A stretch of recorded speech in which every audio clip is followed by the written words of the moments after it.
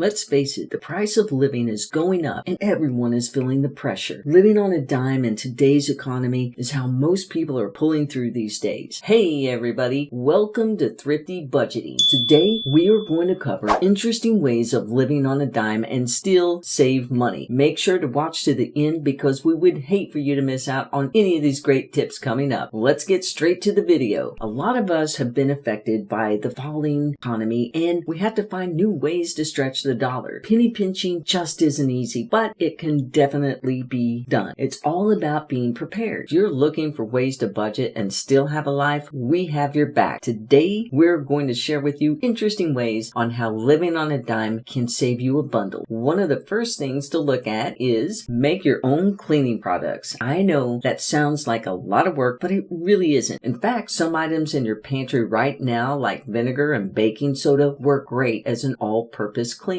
All you have to do is just mix the two together with some water and you have a great cleaning product. To make the product smell good, just add a little lemon rind or essential oil. So the breakdown on this all-purpose cleaner is you just want to mix half a cup of white vinegar, a quarter cup of baking soda, and a half gallon of warm water. If you use the lemon zest, just toss in a few strips of the freshly grated lemon peel to your cleaning solution. Then you're going to let it set for a while so it can start infusing that lemon scent. If you would rather use essential oils, it's best to use just a few drops at a time because a little will really go a long way. So you just want to start with about 2.5 to 5 drops of lemon essential oil to the half gallon of general purpose cleaner, and then just adjust your preference from there. The best part of all is it's dirt cheap. Get it? Dirt cheap. The sky's the limit with cleaning products that you can make. You can make everything from dish soap to laundry detergent without all the harsh chemicals. Just look up the recipes online and see how easy they are. I mean, Pinterest is a great resource for easy cleaning products. So the next time that you have a mess that you have to clean, don't waste your money on expensive cleaners. Make your own for just pennies, and they work great. They are all natural for the environment and they are ideal for those living on a dime. The second thing you can do is to make use of apps. So cashback apps are a great way to go shopping online and save a lot of money. Be Frugal, Ibotta, Swagbucks, Rakuten, and Shopkick. These rewards apps and websites provide coupon codes for discounts and they give you cash back for everyday purchases. And it's an awesome way to make money on the side. You can rack up on everything from groceries to clothing. Be sure to compare prices from various apps and websites to find the absolute lowest price. So while you're saving money with cashback apps, you might try this too. Turn your old items into new items. So instead of throwing away your old items, repurpose them into new ones. You can take your old t-shirts and socks and use them as dust rags, or you can make them into quilts. Blue jeans can be repurposed into neat little coasters, aprons, and even throw pillows. Old jars can be transformed into candle holders, storage containers, or even vases. In the kitchen, when you take a wrapper from a stick of butter, put that wrapper in a Ziploc bag and put it in the fridge and keep it fresh. So why would you want to keep a wrapper from a stick of butter? Because the buttered wrappers can be used to grease baking pans, and that's a handy frugal hack. Some other things is to store plastic grocery bags in an empty tissue box. You can even make them pop up like the tissues do. Just slide the bottom of each bag into the handles of the next one. After that, put them all into the box. These are all great ideas for the penny pincher. Now, for the items you aren't repurposing, will bring us to our next tip. Make money on your stuff. Look, there's no reason that you can't make some money living on a dime selling items that you no longer want. Just make it a mission to declutter your home and in the process make money by selling your unused or unwanted items in a garage sale or online. I mean, you can use Facebook Marketplace, Craigslist, or eBay to sell your items, and it's a good way to make a little cash and you'll free up space in your home. Just imagine how much more free space that you'll have in your home once you get rid of all that stuff you aren't using. They say an organized home is an organized mind, and if you don't want to take the time out to sell those things, then just donate the items and get a tax refund. It's a win-win situation. Our next little handy tactic that you can use if you're living on a dime is to improve your skills. I'm sure you're aware that hiring a serviceman to fix broken things around the house can really add up on costs, but you can save money by learning some basic skills. So rather than hiring someone to paint your house, which can cost you over $2,000, grab a bucket of paint paint, a brush, and a ladder and start painting it yourself. Tree trimming can add up to high hundred range to thousands of dollars. If it's just low branches that need trimming, all you have to do is buy a pole saw and get to cutting. You will really save a ton of money, and you can have a little firewood handy for the winter season. You can also learn some do-it-yourself techniques. Some examples are gardening, sewing, cooking, repairing, and pet grooming. Also, there are low-cost and even free courses online, including videos, tutorials, and apps and websites available like Udemy, Skillshare, Khan Academy, and Coursera. This way, you can do the small job yourself for just a few bucks rather than shelling out hundreds of dollars for a serviceman. And if you're living on a dime, you definitely want to try these thrifty ideas out. Now, while you're saving money here, our next little tip you should try is hang dry your clothes when you can. So if you really want to cut costs, go old school and let your clothes hang out to dry. Look, line drying is way more gentle on your clothing fibers than machine drying. Air drying reduces the wear and tear on your clothes, so they are going to last a lot longer. You can hang your clothes outside in the sunshine, or if you prefer, just use a drying rack indoors. Other ways of air drying are to drape your clothes over a shower curtain rod or a towel rack. Keep the items separated for better airflow and drying time. You can even place your garments near a heat vent or a fan to dry quicker. By hang drying your laundry, it will not only help your clothes to last longer, it will lower your energy bill a good 10 to 20% each month. If you choose to hang them outside, the air will give your clothes a fresh, clean scent, and it's a natural, static-free fabric softener. You can't beat those savings. Here's a big one that's going to save you a lot of money, and that's eat out sparingly. The average family can spend anywhere between $300 to $500 a month on just eating out. It's one of the biggest causes of debt. No doubt, we do live in a busy world. I mean, we work, we exercise, we run errands, some take care of kids. Oh, and let's not forget, we have to eat. You gotta eat, right? Yes, but even so, it doesn't have to break the bank. If you are always on the go and you constantly order takeout or meet with friends at a restaurant for lunch, those little daily costs can add up really big at the end of the month. You see, rather than waste all your hard-earned money on dining out, try some home-cooked meals. They can make a huge impact on your wallet, and a bonus, you can also make them healthy. Another benefit to home-cooked meals is you don't have to tip. And if you think you can't spare the time to cook, no sweat. Just look online for crock pot and casserole recipes. They tend to be a hit for those who are busy. You can cook in bulk and you can eat it all week. You can also freeze portions of crock pot or casserole meal and take the portions out when needed without the convenience fee of using your credit card. See how much money you're saving already? Try this next tip trick when you buy online for huge savings. Fill your cart and just leave it. When you're shopping online, the owners of the sites that you visit can track the pages that you enter on. Everything that you click, how far you scroll down, what you put in your cart, and even the page that you exit on. Feeling a little stalked yet? It's really not a bad thing. It helps the website to know what products people are interested in, so users can have a good customer experience on the website and get the products that they want. This is why you may see ads on the exact item that you're interested in the next time you go to the site. Now, some may find this invasive, but it can work out to your benefit. When shopping online, you can often get a good discount by loading your shopping cart with the items that you want and just let it sit there. That's right. Just X out and leave it. In 24 to 48 hours, you could receive an email reminding you about the items in your cart and a coupon code encouraging you to finish your transaction. Yeah, baby. Feel like you just swindled someone? Here's another money-saving trick. Tweak your thermostat. A lot of people crank up the heat in their house in the winter and blast the air conditioner in the summer. Yes, we are indeed spoiled with today's technology, which can get expensive, but we are going to outsmart it. If you're living on a dime, you need to tweak these practices. So during the winter months, you can save a little on the heat by just reminding yourself by bundling up more in the house. If you want to cut costs, then just wear some sweats in your house in the winter. But don't stop there. If you're one that's cold-natured like me, you may even have to put on long johns under your sweats along with some warm socks and slippers. This way, you can save some cash and turn down your heat. Do just the opposite in the summer months. Wear tanks, shorts, and flip-flops, anything to stay cool. Cool your house more by closing the blinds and blackout curtains. Also, turn those ceiling fans on. This should cool down your house. You can tweak that air so you don't have to drain your wallet. And while you're saving saving some money on heat and air, let's try this tip. Buy in bulk. It's a fact, buying in bulk will save you money, and you can knock out a load of shopping at once and you won't have to run out of anything. Now, many times, family members and even friends get together to buy in bulk. They split the items so everyone gets to save money that way. You can even add more savings on top of this by catching sales and clearance items. Also, use reward or cashback apps to double and even triple your savings. Many people shop in bulk using the rotation method. They may shop once a month and each time focus on something different. So for example, the first buy in bulk shopping spree they may stock up on is toiletry items, since they tend to last a long time.